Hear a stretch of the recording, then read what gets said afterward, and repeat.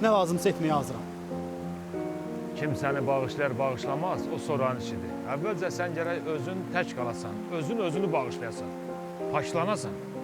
Paklanmaq üçün də arınmaq lazımdır. Nə lazımdırsa eləyərəm. Arınma ağır işdir.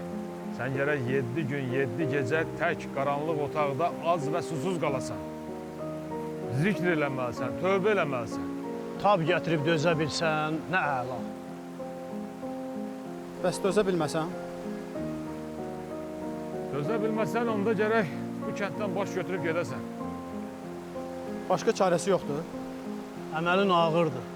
Arınma otağı uzaqda, vəhşi qurd-quşun oylağındadır. Qorxub çıxsan, gərək qayıtmayasan. Razıyam. Tək üstündəki ləkə silinsin. Onda sabah erkən, yuyun, paklan. O otağa bizudu pak girməlisən. Səni otağa aparacaq. Çıxanda isə vicdanı pak olacaqsan. Qapı ancaq içəridən bağlanır. Arına bilsən, üzü ağ qayıdacaqsan. Bir xudafiz, hazırlaş.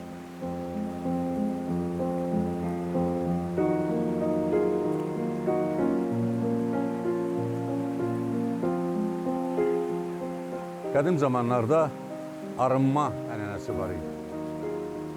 Əgər bir kəs böyük bir günah iş tutsa ya rüsvayçılıq etsə, ləkəsinin təmizlənməsi üçün ya mütləq cəzasını çəkməli, ya da arınaraq günahlarından soyunmalıydı. Bundan ötürü arınma otağı var idi.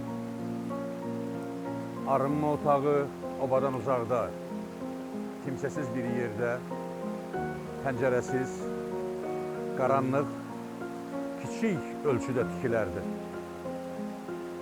Günahkar adam o otağa daxil olar, 7 gün, 7 gecə aç, susuz orada qalar, günahlarını düşünüb daşınar, ölçüb biçərdi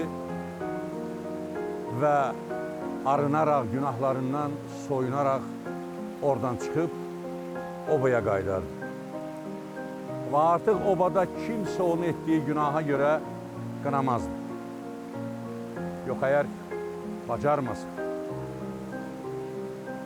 Qapısının cəftəsi içəridən olan arınma otağını vaxtından tez tərk etsəydi, oba onu bir daha heç bir vaxt qəbul etməzdi.